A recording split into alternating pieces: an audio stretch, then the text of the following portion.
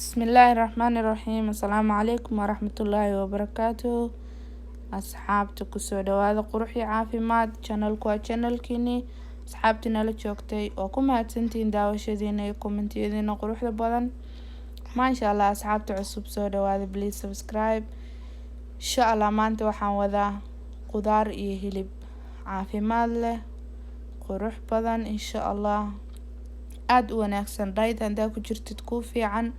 maasha Allah fududna waqti badan aan ka qaadanayn. waa kana aad bariis baa ku diyaariyay, waxa jeceshaa ku cuni karaa had ku diyaarsan. qudaartan iyo hilibka inta diyaarsatid baa fridge ka gashan karaa, dhowr bari aa cuni karaa. maasha Allah cuntada rabti ku darsanaysaa waxa ka kooban tahay isla aragno waa broccoli iyo hilib lo'aad oo aan soo jarjaray insha Allah. hadii la yiraahdo hadba inta qiyaasta familkaaga. basal xabad weyna iyo laba barbanooni oo kala gedsan, cagaar iyo guduud waaye insha Allah. marka broccoliga aad u fiican yahay, qudaarta cagaaran oo kamid yahay maasha Allah. anigana waa jeclahay inta badan inaan isticmaalo insha Allah. marka asla fiirino spicy iyo xawaajiyada isticmaalo waa qaado huruuda, xawaaji dhudhub, xawaaji buur, cusbo iyo basbaaska guduudan insha Allah. xogaa basbaaska guduudana marka maasha Allah waxaan ku darayaa qaado yar oo saliid si fiican baa kor uga darayaa, isku dhex galo inaan isku walaaqaa rabaa. hadii la yiraahdo fridge ka marka gelinaya 1 saac ama 30 daqiiqo hadba inta jeceshahay. waxa fiican marka inta ku dhigtid hilibka si fiican waxa u dhex galaya spicy-ga ku daday. marka maasha Allah wuxuu noqonayaa hadhowto dhadhankiisa macaananaya, dhadhan macaan u yeelanaya. had si fiican isku dhex galiyay insha Allah. bacba ku xiri karaa, weel ba ku daboolan karaa hadba saa jeceshahay. fridge ka gelinaysa marka xoogaa hadba waqtiga inta haysta waa kana fridge ka gelinaya insha Allah. basashiya marka halkan sameynaya insha Allah. waatan insha Allah waxaan ku daray wax yar oo saliida insha Allah. intaas isku jagacaynaya hadii la yiraahdo. marka maasha Allah waa ka guraya hadda wax yar ba jagacay insha Allah. marka intaan aan ka guraya waa isku diyaariyay, weel baa ku shubanaya, hadana broccoli-ga ku soo shubaya insha Allah. isagana sidoo kaleeto xoogaa u sameynaya hilibka u dambeeya kadibna insha Allah waa isku wada dari doonaa. isla arkayna broccoli-ga waxa ku daraya wax yar oo cusbo ah, saliid yar oo qaado barkeed meelahaas ku sameynaya, waa daboolaya marka insha Allah. nooc kaleeto waxa u sameysan kartaa ina biyo karkarsan inta cusbo ku darida broccoli-ga ku shubtid oo kadib ka soo gudid ama baasto meel kula dhex galisid. maasha Allah ma fiicna si fiican ina u bislayso qudaarta ama suugada marka ku darsanayso suugada ku bislaatay markaas baa kor kaga daraysa. maasha Allah aad u fiican yahay broccoli-ga, waa jeclahay maasha Allah insha Allah. isla fiirina waa kana broccoli-ga waa diyaar. hilibkii ku bedelaya oo ka guraya, waa kana hilibkii baa ku soo shubay insha Allah. fridge ka waxaan geliyay 30 daqiiqo waa ka soo saaray insha Allah. waxa fiican xoogaa markasto intaad isdhex galisid aad ku darid xoogaa dhigtid uu ka sii macaananaya. marba hilibka 2 saac hadaa heli kadid subaxi quraac marka diyaarinayso qado marka rabto inaad ka dhigtid aad sii galisid aad u macaananaya si fiican intay u dhex galaan waxa ku dardaday maasha Allah.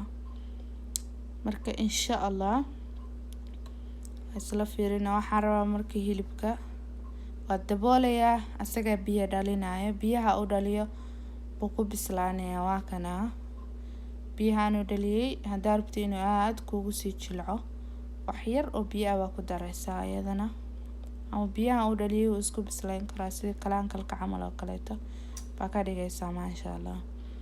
dib baa u daboolaya marka hadana hadii Ilaahay yiraahdo insha Allah. biyaha suliqaya markuu biyaha liqay isla soconaa waa daboolay. biyaha markuu kursado isku soo laabanina insha Allah. waa kan biyo uu soo gursaday hilibkii hadda waa diyaar maasha Allah.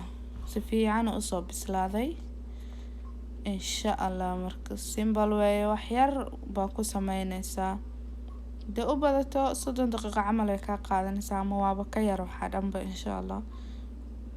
waxaa ku dadaalayaa cuntooyin fudud oo caafimaad leh insha Allah inaa channelka soo geliya markasta ka faa'iideysataan.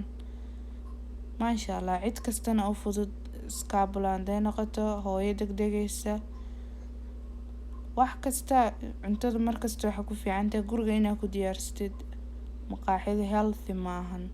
marka maasha Allah hadda waxaa kusoo darayaa broccoli insha Allah iyo basasha iyo barbanooniga aan isku diyaariyay si fiican isku dhexgelinayaa waa walaaqayaa waa diyaar markaas insha Allah. laba wax baa idinku tusayaa marka hadii la yiraahdo bariiska insha Allah.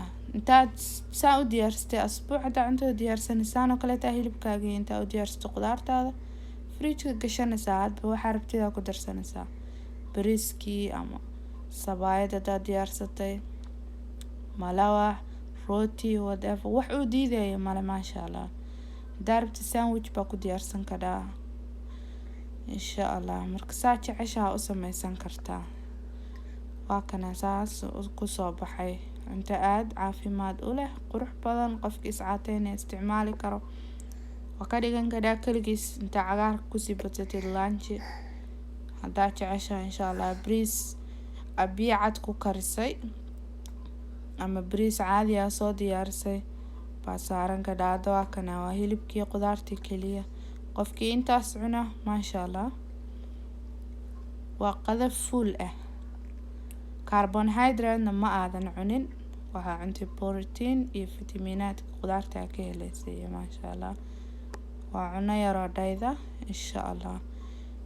lunchiga saas oo kale markaa shaqo aadaysid lunchigaaga ama iskuulka ayadana sidoo kale ku diyaarsan karaa. hadda bariis baa kusoo diyaariyay waa kan lunchigii aa qaadanaysay shaqada u qaadanaysay saas isugu dhex darsanaysaa maasha Allah.